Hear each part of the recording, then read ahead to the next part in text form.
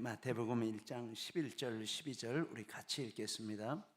바벨론으로 사로잡혀 갈 때에 요시야는 여고냐와 그의 형제들을 낳으니라.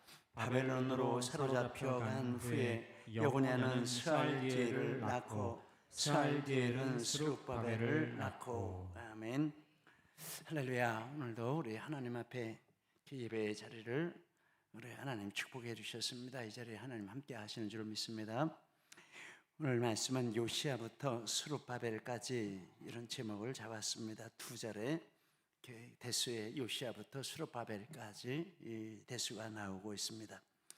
지난 수요일 말씀 예수님 족보에 다윗만 왕이라는 이름을 붙였는데 이것은 다윗이 메시아 왕이 유다 자손으로 오실 것의 예표이고 또한 다윗 왕국은 메시아 왕국을 예표하는 것이기 때문이다. 이렇게 상고를 했습니다. 다윗을 왕이라고 한 후에 그 다음 구절에 보면 다윗의 가장 큰 죄악을 들추어서 다윗이 우리아의 아내에게서 솔로몬을 낳고라고 했는데 그 뜻은 다윗은 이 죄를 철저하게 회개했고 하나님께서 회개한 그를 들어쓰셨고 이것은 회개한 죄인을 하나님이 들어쓰시는 표본이다라고 상고했습니다. 또 우리아의 아내라고 했는데 우리아는 유다 지파가 아니지만은 하나님께서 그의 믿음과 충성을 높여주시고 예수님의 영적 족보에 올려지게 하신 것은 혈통이 아닌 믿음과 충성으로 예수님과 연결된다라는 교훈을 이렇게 상고했습니다. 솔로몬부터 바벨론 포로까지 왕들을 처음부터 끝까지 타락한 왕들, 처음에는 잘했으나 나중에는 타락한 왕들, 처음부터 끝까지 믿음을 잘 지키고 달려갈 길을 달려간 이런 왕들로 셋으로 이렇게 구분을 해보았습니다. 우리는 처음부터 끝까지 믿음으로 달려갈 길을 달려가자 이런 교훈을 받습니다. 이 시간에는 바벨론으로 잡혀갈 때와 그 이후에 이제 이야기가 이렇게 본 11절서부터 이렇게 펼쳐지고 있습니다. 12절에 보면 11절에 보면 바벨론으로 사로잡혀 갈 때에 요시야는 여고냐와 그의 형제들을 낳으니라 라고 했습니다. 바벨론으로 사로잡혀 갈 때는 우리가 잘 아는 대로 나라가 망하고 성전이 파괴되고 온 백성이 죽고 다치고 포로로 잡혀가고 이산 가족이 되는 이런 엄청난 비극을 담고 있는 말씀이 되겠습니다. 이런 내용을 보면 우리나라도 이런 전쟁의 소용돌이를 많이 겪었는데 이제 앞으로 하나님 잘 섬기고 하나님 우리나라 이런 일 없도록 지켜주옵소서 이런 기도를 우리가 많이 해야 되겠구나 이런 생각을 하게 됩니다. 애국가 가사처럼 동해물과 백두산이 마르고 닳도록 하나님이 보호하사 우리나라 만세 이렇게 대할 줄 믿습니다. 참 애국가 너무 잘 지은 것 같아요. 그렇죠? 어떻게 하나님이 보호하사 우리나라 만세 이렇게 그때 안 지었으면은 지금 이런 애국가 가사 지면은 어림도 없을 것입니다. 정말 잘 지었습니다. 우리 믿음의 수사들이 잘한 것 같습니다. 그때 요시야는 바벨론으로 사로잡혀갈 때 요시야는 이렇게 했는데 요시야는 우리가 아는 대로 유다의 마지막 선한 왕입니다. 나라를 바로 세우려고 최선을 다했지만 역부족이었고 아수르를 치러가는 바로 군대를 막다가 무기또에서 39세에 사망했다, 전사했다라는 것 우리가 알고 있습니다. 그런데 이 요시야가 여고냐와 그의 형제들을 낳았다라고 했는데 요시야의 다음의 왕들은 여호아하스가 있습니다. 그리고 여호야김이 있습니다. 그 다음에 여호야긴, 이제 본문에는 여고냐라고 하는데 여고냐라고 부른 여호야긴, 마지막 왕 시드기야, 여호야하스, 여호야김, 여호야긴, 시드기야 이렇게 네 왕이 있습니다. 그리고 시드기야 11년에 586년 유다 나라가 멸망당했는데 요시야가 죽은 23년이 지난 시점이 되겠습니다. 요시야가 죽자 백성들이 요시야의 아들인 23살의 여호아하스를 왕으로 세웠는데 요시야를 죽인 애굽에게 잡혀가서 애굽에서 또 죽었습니다. 열왕기하 23장 30절로 34절에 이렇게 나오고 있습니다. 왕으로 세웠는데 3개월 만에 잡혀갔습니다. 요시야가 죽고 3개월 만에 왕 됐다가 잡혀가고 그렇게 됐습니다. 비극의 주인공이 되었습니다. 그리고 이 여호아하스를 사로잡아간 애굽 왕이 요시야의 또 다른 아들을 이제 왕으로 임명했습니다. 그 사람은 25살의 엘리야김인데 왕으로 세우고 여호야김이라고 이렇게 계명을 시켰습니다. 성씨 계명, 창씨 계명. 일제가 우리나라에도 그렇게 하지 않았습니까? 왕의 이름을 바꿨습니다. 이 얼마나 치욕적인 일입니까? 어쩔 수가 없습니다. 그래서 요시야를 죽이고 이스라엘 백성이 독립적으로 세운 여호아하스를 끌고 가고 이제 바로 왕이 그 다음에 아들인 이 여호야김을 이렇게 계명시켜 가지고 그 왕으로 삼았습니다. 근데 아마 여호아하스 첫 번째 세운 왕은 23살이고 이 왕은 25살인 거 보니까 둘째가 먼저 왕이 되었다가 끌려가고 그 다음에 첫째가 이제 왕으로 이렇게 세움을 받았습니다. 여호야김입니다. 그런데 애굽 왕이 여호야김을 세웠지만 애굽은 쇠퇴하는 시점이었고 바벨론은 강성해지는 시점이었습니다. 이 여호야김 이 왕은 11년을 이렇게 통치했습니다. 동생은 먼저 세움받은 왕은 3개월, 여호야김은 11년. 그런데 가만히 보니까 애굽 왕이 세우기는 했지만 국제 정세가 애굽 왕을 따라가면 안 되겠다라는 판단이 섰는지 바벨론에 충성 서약을 했습니다. 그런데 또 보니까 그것도 마땅치 않은지 충성 서약을 하고 3년 만에 배반을 했습니다. 참 약한 나라는 어려운 것 같습니다. 미국 편에 서야 되냐, 중국 편에 서야 되냐, 맨날 우리도 그러지 않습니까? 그래서 3년 만에 배반을 했는데 11년에 바벨론 왕이 그를 체포하고 그의 아들이며 요시야의 손자인 18세의 여호야김의 아들 25살의 여호야김이 왕이 됐으니까 11년 지나면 이제 36살 그 아들이 18살짜리 빨리 아들을 낳은 것 같습니다. 18살짜리 아들이 있는데 그를 왕으로 세웠습니다. 그가 바로 여고냐가 되겠습니다. 여호야김은 체포되어서 바벨론으로 끌어갔다라고 한 것도 있고 예루살렘에서 죽었다 한 것도 있고 그런데 바벨론으로 끌어가려고 했는데 아마 어떤 연유로 바벨론에 끌고 가지 않고 예루살렘에 이렇게 놓았는데 거기 살다가 죽었다라고 이렇게 해석들을 하고 있습니다. 그런데 이제 그 여호야김 다음에 왕 여호야긴 이 왕도 3개월 만에 또 끌고 갔습니다. 3개월, 11년, 3개월 18살짜리를 3개월 만에 다시 바벨론으로 끌고 가고 이제 그 삼촌 그러니까 요아스의 이제 막내 아들이 될 것 같습니다.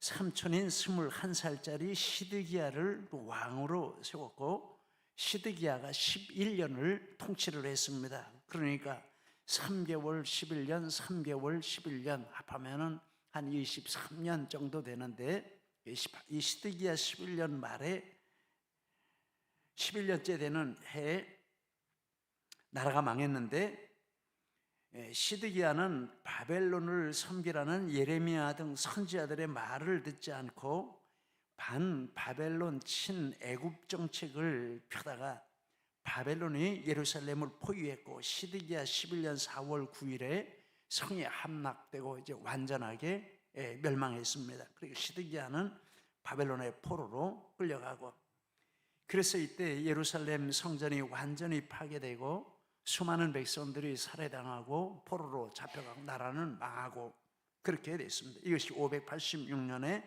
유다 멸망으로 알려진 사건이 되겠습니다. 그래서 요시야 다음에 여호아하스, 여호야김, 여호야긴, 시드기야 이런 왕들이 있는데, 그런데 첫 번째 여호아하스와 그의 형제들을 낳았고 이러면 모르는데 어째 세 번째로 세워진 그 손자가 되겠죠. 손자인 그 이름으로 이렇게 여고냐와 그의 형제들을 낳았다 이런 식으로 표현을 했을까 좀 궁금했습니다.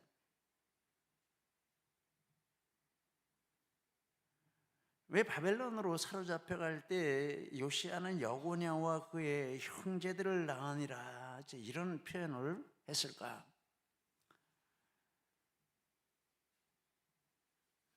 요시야의 후손으로 앞에서 살펴본 대로 바벨론에 사로잡혀간 왕은 둘이 되겠습니다. 첫 번째 여호아하스는 애굽으로 잡혀가서 거기서 죽었고, 두 번째 여호야김은 예루살렘에서 죽었고, 세 번째 여호야긴, 여고니야 이 사람이 바벨론으로 사로잡혀갔고 18살에 사로잡혀갔고, 마지막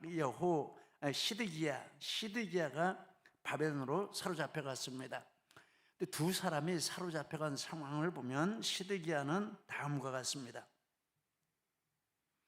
시드기야는 예루살렘이 함락당할 때 바벨론 군대를 피해서 도망가다가 여리고 평지에서 체포가 되었습니다. 바벨론 왕은 시드기야를 잡아다가 눈 앞에서 그의 모든 아들들을 다 살해했습니다. 그리고 나서 그의 두 눈을 빼고 쇠사슬로 결박해서 바벨론으로 끌고 갔습니다. 그리고 시드기야는 얼마나 지나서 죽었는지 모르지만 이제 바벨론에서 죽었습니다. 아마 멀지 오래 살았겠습니까? 오래 못 살았을 것 같아. 이런 상황인데 어떻게 오래 살겠습니까? 열왕기하 25장 6절로 7절에 이제 그렇게 그 시드기야는 대가 끊긴 것이죠. 그런데 여호야긴은 다음과 같이 사로잡혀 갔습니다. 여호야긴 이제 마태복음 1장 11절에 나오는 여고니야. 여호야긴은 시드기야보다 11년 먼저 사로잡혀 가는 것이죠. 시드기야가 11년 왕노릇 하다가 사로잡혀 갔으니까 11년 먼저 사로잡혀 갔는데, 사로잡혀 갈 때 모친 신복들, 지도자들, 내시들 다 함께 바벨론으로 사로잡혀 갔다. 열왕기하 24장 12절에 이렇게 말씀을 합니다. 이것을 보면 그래도 이 여호야긴, 여고냐를 잡아갈 때는 바벨론 왕이 이 여호야긴에게 일정 수준 이상의 신분 유지 그리고 일상생활을 할 수 있는 이런 환경을 허락한 것이다 이렇게 보겠습니다. 그런데 거기서 더 나아가서 바벨론 왕이 어떻게 된 일인지 이 여호야긴에게 특별한 호의를 베푼 내용이 나오고 있는데, 열왕기하 25장 27절 이하에 이렇게 말씀하는데 이제 화면에 비춰주시고 제가 읽겠습니다. 유다 왕 여호야긴이 사로잡혀간 지 37년 곧 바벨론의 왕 에윌므로닥이 즉위한 원년 12월 그달 27일에 유다의 왕 여호야긴을 옥에서 내놓아 그 머리를 들게 하고 그에게 좋게 말하고 그의 주위를 바벨론의 그와 함께 있는 모든 왕의 주위보다 높이고 죄수의 의복을 벗게 하고 그의 일평생에 항상 왕의 앞에서 양식을 먹게 하였고 그가 쓸 것을 날마다 왕에게서 받는 양이 있어서 종신토록 끊이지 아니하였다. 이런 뜻밖의 말씀이 있습니다.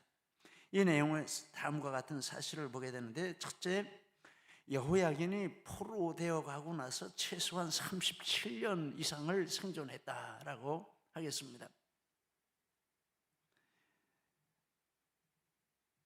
포로는 1차 포로가 그 아버지 여호야김 3년에 바벨론을 배반하고 1차 포로 605년입니다. 그 다음에 여호야긴이 포로되건 것은 598년 7년 후가 되겠습니다.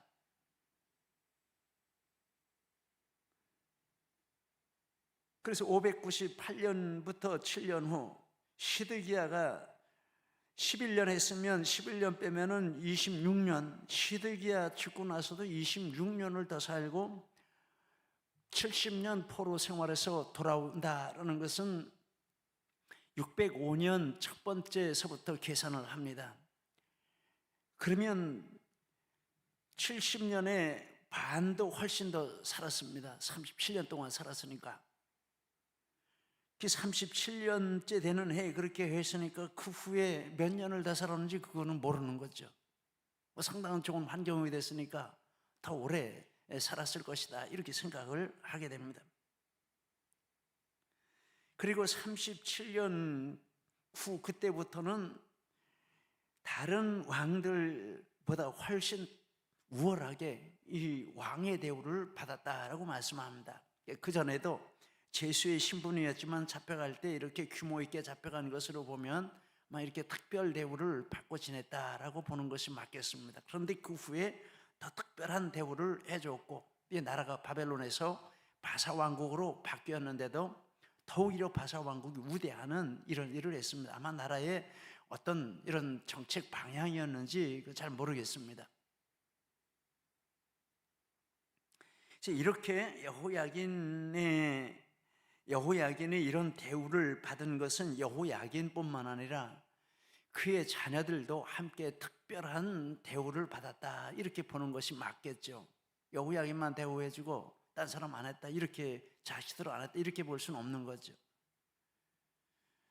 그래서 특별한 대우를 받으며 정상적인 가정 생활을 영위하도록 이렇게 해주었다. 모든 의식주를 공급해 주니까 먹고 입고 사는데 걱정이 없죠. 그리고 신분 보장해 주니까 안전하죠.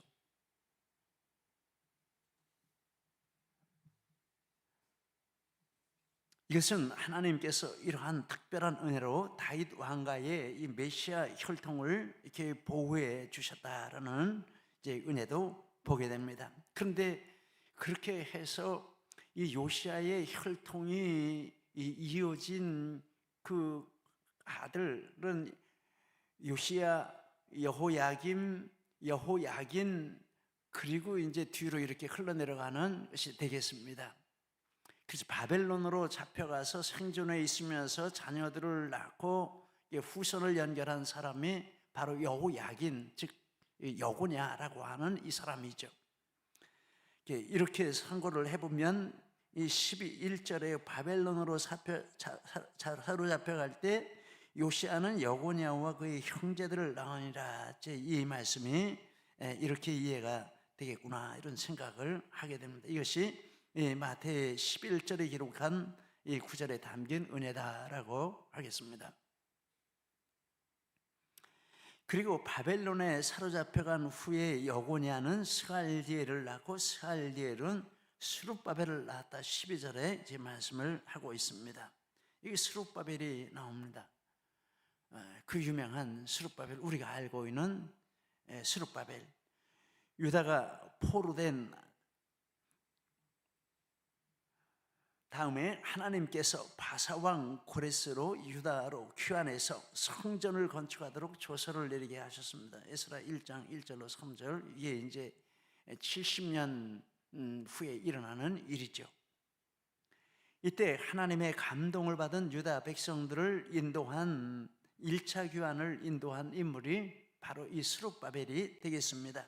에스라 2장 1절 2절에 옛적에 바벨론 왕 느부갓네살에게 사로잡혀 바벨론으로 갔던 자들의 자손들 중에서 노임을 받고 예루살렘과 유다도로 돌아와 각자의 성으로 돌아간 자, 2절 곧 스룹바벨이 앞에 나오고, 그 다음에 64절에 보면 온 회중의 합계가 42,360명이요 남종 여종이 7,337명이요 노래하는 남녀가 200명이 합하면은 한 5만 명, 적지 않은 숫자죠. 5만 명을 이끌고 유다로 이렇게 돌아온 예루살렘으로 귀환하는데 그들을 인도한 사람이 스룹바벨이다라는 것입니다. 바로 이 마태복음에 나오는 그 스룹바벨입니다.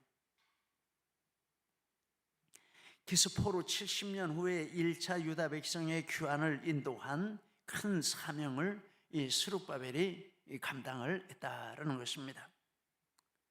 그리고 스룹바벨은 성전 건축 시작하는 그것을 주도했고, 중단됐던 것을 16년 만에 재개하는 것을 주도했고, 20년 시작하고 20년 만에 완공하는 그 일까지 끝까지 이렇게 책임을 지고 인도한 사람이 바로 스룹바벨입니다. 학개서 1장 14절 15절에 여호와께서 스룹바벨의 마음 감동시키심에 그들이 와서 만군의 여호와 그들의 하나님의 전 공사를 가졌으니 그때는 다리오 왕 제2년 여섯째 달 24일이었더라. 에스라 6장 14절 15절에 이스라엘 하나님의 명령과 바사왕 고레스와 다리오의 조서를 따라 성전을 건축하며 일을 끝내되 다리오 왕 제6년 아달월 3일에 성전 일을 끝내니라. 스룹바벨은 귀환하는 백성들을 인도했고 성전 완공까지 20년 이상의 귀한 사명을 감당하는 역사의 큰 틀을 이렇게 장식하는 그런 주인공으로 하나님이 쓰셨다라는 것입니다. 이 여고냐가 스알디엘을 낳고 포로대 가서 나온 거죠. 스알디엘이 스룹바벨을 낳고 그러면서 70년 세월이 흐르고,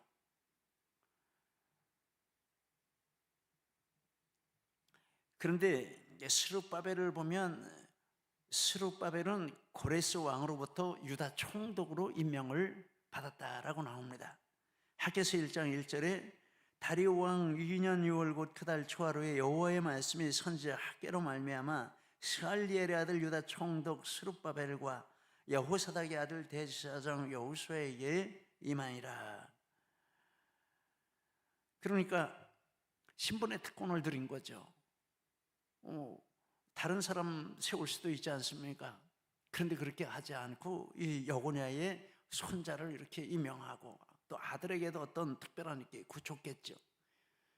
그러니까 왕족인 것을 인정하고 신분의 특권을 이렇게 지켜주고 이제 이렇게 했다라는 것을 보겠습니다. 이게 또 하나님의 은혜죠.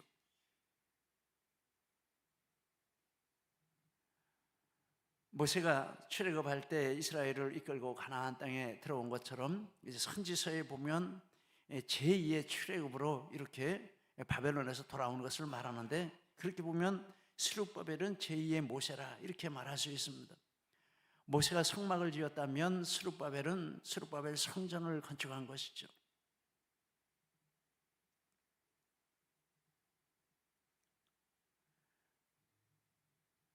그래서 이 스룹바벨은 메시아의 예표로 말씀을 하고 있고, 스룹바벨 성전은 메시아 왕국의 예표로 성경이 말씀을 하고 있는데, 이 구절을 우리가 한번 읽겠습니다. 학개서 2장 21절 23절 스룹바벨이 메시아의 예표다라는 사실을 말씀합니다. 우리 같이 읽겠습니다. 너는 유다 총독 스룹바벨에게 말하여 이르라. 내가 하늘과 땅을 진동시킬 것이요 여러 왕국의 보좌를 엎을 것이요 여러 나라의 세력을 멸할 것이요 그 병거들과 큰 탄자들을 엎드러뜨리리니 말과 그 탄자가 각각 그의 동료의 칼에 엎드러지리라. 만군의 여호와가 말하노라. 스알디엘의 아들 내 종 스룹바벨아, 여호와가 말하노라. 그날에 내가 너를 세우고 너를 인장으로 삼으리니 이는 내가 너를 택하였음이니라. 만군의 여호와의 말이니라 하시리라. 이렇게 영광스러운 하나님이 택하셔서 인장반지로 삼으시고, 이건 메시아의 예표라는 거죠. 여기 이렇게 말한 이런 말들은 메시아가 오셔서 하실 일들을 이렇게 미리 이런 상징적인 언어로 표현하는 것이다라고 하겠습니다. 또 예루살렘에 돌아와서 이렇게 주위의 모든 반대들을 다 제압을 하고 성전을 건축한 그런 의미도 1차적으로 있다라고 하겠습니다. 아무튼 메시아의 예표로 이렇게 스룹바벨을 말씀하고 계시고, 또 스룹바벨 성전을 메시아 왕국의 예표로 이렇게 말씀을 하십니다. 하께서 2장 4절로 9절 같이 읽겠습니다. 여호와가 이르노라 스룹바벨아 스스로 굳세게 하여 일할지어다. 너희가 애굽에서 나올 때에 내가 너희와 언약한 말과 나의 영이 계속하여 너희 가운데에 머물러 있나니 너희는 두려워하지 말라. 만군의 여호와가 이같이 말하노라. 조금 있으면 내가 하늘과 땅과 바다와 육지를 진동시킬 것이요 또한 모든 나라를 진동시킬 것이며 모든 나라의 보배가 이르리니 내가 이 성전의 영광이 충만하게 하리라. 만군의 여호와의 말이니라. 은도 내 것이요 금도 내 것이니라. 만군의 여호와의 말이니라. 이 성전의 나중 영광이 이전 영광보다 크리라. 만군의 여호와의 말이니라. 내가 이곳에 평강을 주리라. 만군의 여호와의 말이니라. 이렇게 성전을 건축하고 그 성전에 대해서 하나님이 주신 예언의 말씀이 이렇습니다. 하나님이 이 성전을 이와 같이 세우시고 이 성전을 통해서 메시아를 보내시고 그 메시아가 만국의 영광이 되게 하시고 만국을 정복하시는 일을 이루신다. 그래서 이 스룹바벨의 이 성전은 앞으로 하나님이 세우실 하나님 나라의 예표로 이렇게 말씀을 하시는 것으로 보겠습니다. 얼마나 영광스러운 일인지 모르겠습니다. 그래서 여기 이렇게 11절, 12절에 이렇게 찾아보면서 이제 이런 하나님의 은혜들을 이렇게 발견하게 됩니다. 우리도 예수 그리스도의 족보에 다 올라있는 우리인 줄 믿습니다. 우리 시대에 우리에게 주신 사명을 잘 감당하면 스룹바벨이 그와 같이 하나님의 사명을 감당하여 하나님께 영광을 올린 것처럼 우리를 통해서도 하나님께서 영광 받으시는 역사가 충만할 줄 믿습니다. 이 은혜가 우리 모두에게 충만하시기를 예수님 이름으로 축복합니다.